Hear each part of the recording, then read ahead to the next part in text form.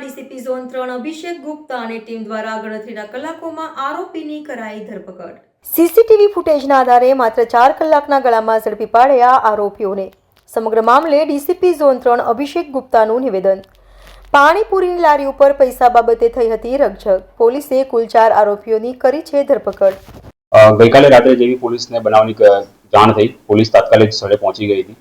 ત્યારબાદ joint CP સાહેબ, in charge CP સાહેબની સૂચના અનુસાર અમે લોકોએ અલગ અલગ વિવિધ ટીમો બનાવી, જેમાં ડીસીબીનો સ્ટાફ હતો, ઝોન 3 ઝોન 4ની એલસીબી સાથે હતી અને ત્યાં પોલીસના બી સ્ટાફની અલગ અલગ ટીમો બનાવી ટેકનિકલ સર્વેલન્સ અને હ્યુમન ઇન્ટેલિજન્સ ગેધર કરી અને ગણતરીના કલાકોમાં તમામ આરોપીને પોલીસે સમયસર પકડી પાડેલ છે તથા ફરિયાદીની વિગતે ફરિયાદ નોંધવામાં આવી છે। જરૂરી યોગ્ય બીએનએસ અંતર્ગત કલમો લગાવીને કાર્યવાહી હાથ ધરવામાં આવી છે। સાહેબ, આરોપીઓ કેટલા પકડાયા? શું નામ જેમનું ક્યારે જે લોકો? 4 આરોપી આપણે પકડ્યા છે। એકનું નામ મોઈ છે, સેકન્ડ રેહાન છે, તેઓ બંને કુંભારવાડા વિસ્તારના ભાનવાડના રહેવાસી છે અને ચોથો માણસ જેનું નામ ઉવેશ શેખ છે, જે ડભોઈ રોડ પાસે રહે છે।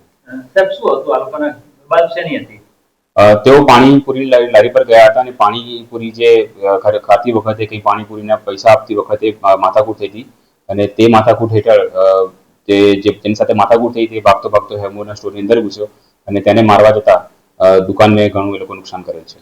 સાહેબ, શું કે આ જે રીતે બનાવો બની રહ્યા છે, આ રીતના હત્યા એમના માટે કઈ રીતની સજાને જોગવાઈ કરવામાં આવી? લૂંટનો ગુનો દાખલ કરવામાં આવ્યો છે, જે ખૂબ જ ગંભીર ગુનો છે, જેમાં સજાનું પ્રાવધાન પણ ખૂબ જ ગંભીર છે। તો પોલીસે કડકમાં કડક કાર્યવાહી કરી છે અને જે તપાસ કરવામાં આવશે તેમાં પણ એકદમ વ્યવસ્થિત તપાસ કરવામાં આવશે કે જેથી લોકોને 100% કન્વિક્શન થાય। સાહેબ, આ લોકોના ધંધો શું છે, વ્યવસાય શું કરે છે આ લોકો?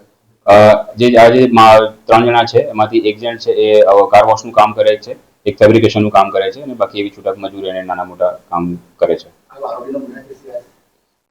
હા, રિહાન કરીને એક માણસ છે, એનો કરેલી બાગમાં અને ગોરવામાં ગુના દાખલ થયેલા છે અને હજુ પણ ઊંડાણમાં પોલીસ તપાસ કરી રહી છે, જેથી અમે વધુમાં વધુ સખ્ત કાર્યવાહી કરી શકીએ। જૂના ગુનાને ધ્યાનમાં રાખીને પાછા ધડી પરની જે પણ અમારી કાર્યવાહી કરવાની થતી હશે એ અમે જરૂરથી કરીશું।